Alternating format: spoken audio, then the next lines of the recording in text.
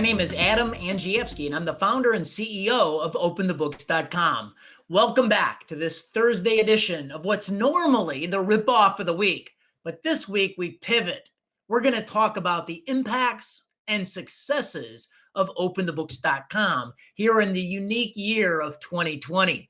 Very excited about this segment. It's actually been a year of pursuing the target-rich environment of waste, fraud, corruption, and taxpayer abuse. And we've shined a white-hot spotlight on it this year. Before we get into the impacts and successes, I want to introduce my co-host, Tamara Colbert. Adam, thank you so much. It's hard to believe that we are ending 2020. It's been a crazy year, but we've all managed to thrive getting through it. And I'm so thankful for Open the Books and the work that your organization, your incredible team of auditors and investigators have been able to put forward for the American taxpayer. How do you describe Open the Books for our viewing audience tonight? Well, here's our mission. Every dime online in real time. Our mission is to capture and post online every dime taxed and spent at every level of government across the entire country. That's not only the federal level, but also the state and local levels, and display it with the latest in technology.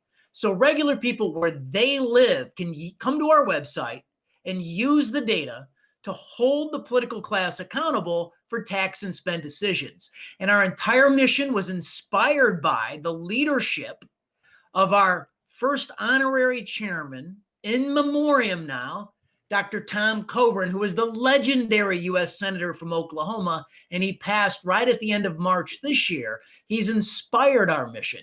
We fought a lot of these battles, locked arm in arm with Dr. Tom Coburn. We also take our charge from the founding documents, and it's the United States Constitution. Our founders knew that knowledge was power, and they wrote it into the Constitution, Article 1, Section 9, and it states that a regular statement and account of the receipts and expenditures of all public money shall be published from time to time. And now there's a clear interpretation. Post every dime online in real time. Open the books. Well, I think you're exactly right. Open the Books has an extraordinary mission. It's hard to believe. You go through thousands and thousands of data points, and here's this little tiny constitution that's lasted this long. So speaking of data points, how does Open the Books collect all the data that we get to reposition and put out there for the American taxpayer? Well, we're unique. What we do has never been done in the history of the country, in any country, in all of world history. We've assembled what I call the good machine. And this is a data capture unit that last year filed 41,500 Freedom of Information Act requests. That's sunshine requests, open government records requests on public bodies across the entire country. And last year, for instance, we captured 23 million public employee salary and pension records. And you can see it all at openthebooks.com. We captured checkbooks, not only at the federal level, not only in 49 out of 50 states, but also in 11,000 local units of government. So the top 100 cities, we've got 98 of their checkbooks. Top 500 cities, we've got about 475 of their checkbooks. So now you can start to follow every dime of your tax dollar at the local level, at the state level, and at the federal level. And we're serious about keeping open records law wide. We actually sued the last state that won't turn over their checkbook, and that's the state of California. We sued them in January, and we expect to win that case. That's fantastic. And that will make all 50 states, correct, for checkbooks that Open the Books has. Is that correct? California is the lone holdout. 49 million transactions last year, $320 billion worth of spending, and we're going to break that open. It's not our first rodeo. We sued Illinois, a Republican. We sued a Republican in Wyoming last year, and we won both of those cases. We expect to win in California as well. That's fantastic. I know that oftentimes you share with a team a thing called 3 microscopes that really talks about how we utilize the data. What are the 3 microscopes and how do we use those? So at OpenTheBooks.com, 3 microscopes. Number one, we follow the national news cycle in as real time as possible with hard data. Number two, our oversight reports. And number three, it's this unique database. So following the national news cycle, Tamara, I'm going to give you some examples. Please.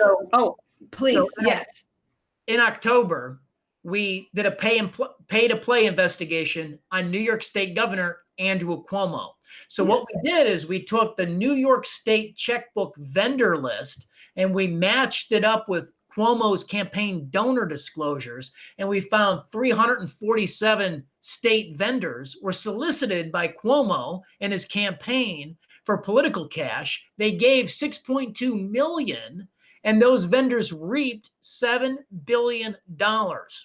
Just recently, right here in November, we took a look at Nancy Pelosi's CARES Act. And we downloaded the allocations to the 50 richest places across the country. And we found that those rich places where average incomes were as high as $525,000 per household were going to reap $350 million out of this quote unquote coronavirus bailout bill.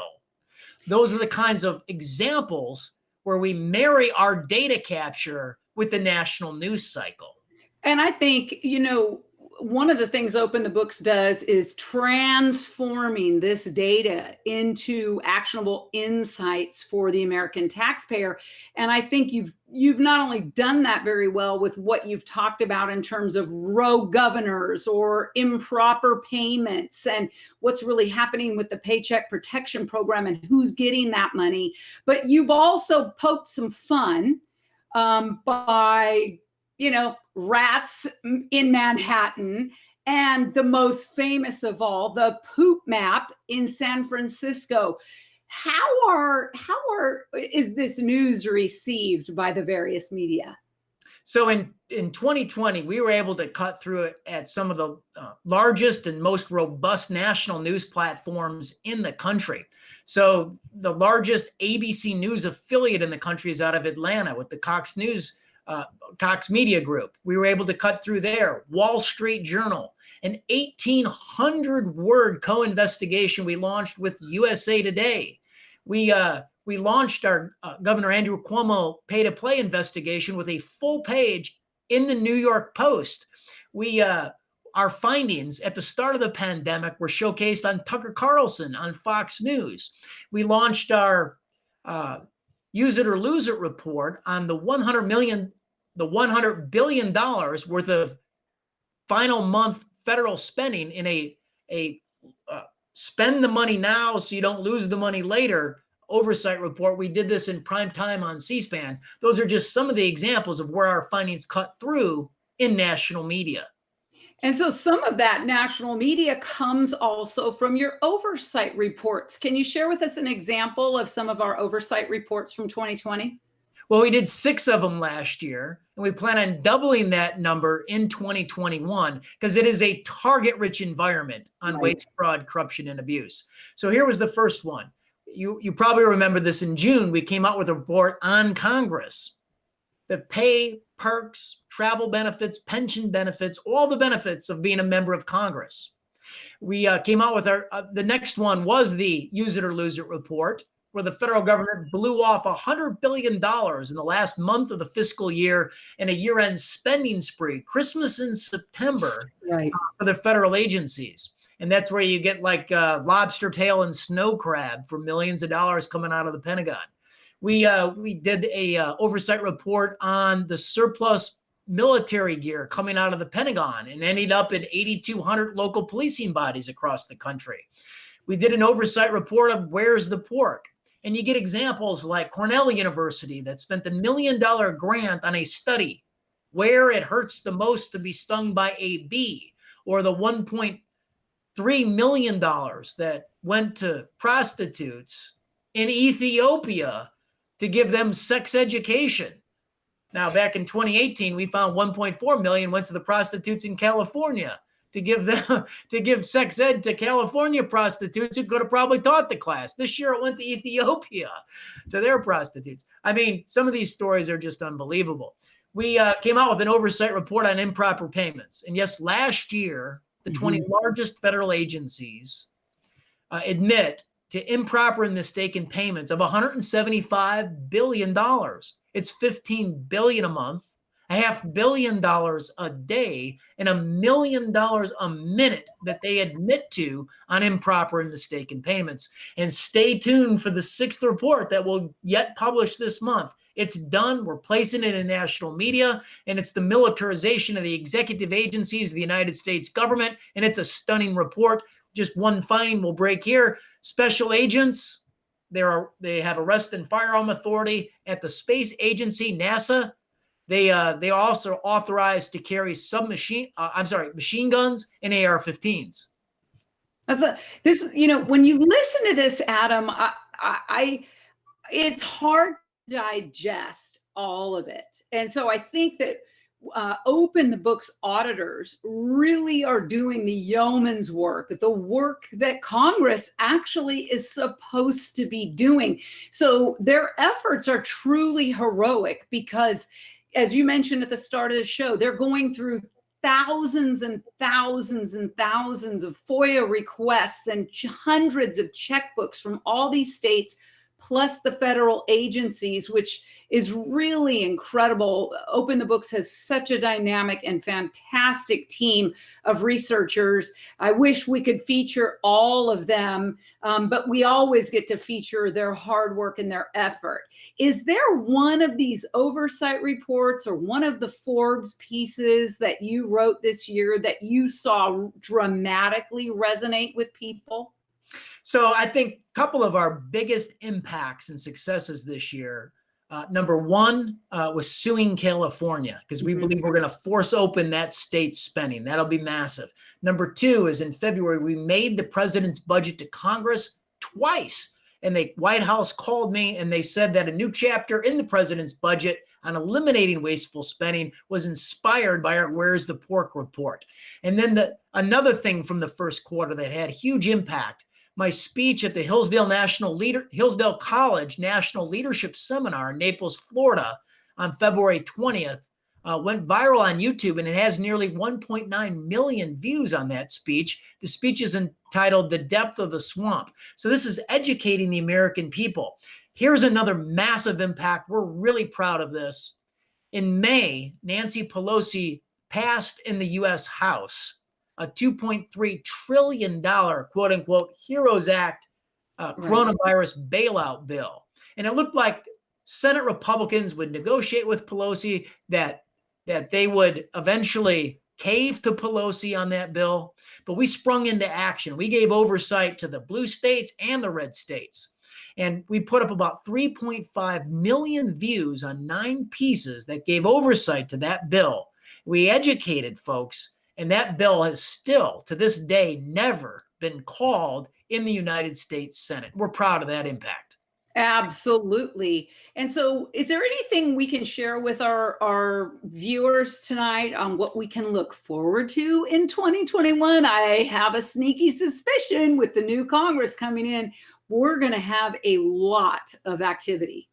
So we're planning on a 2 to 3 time increase in our oversight this year.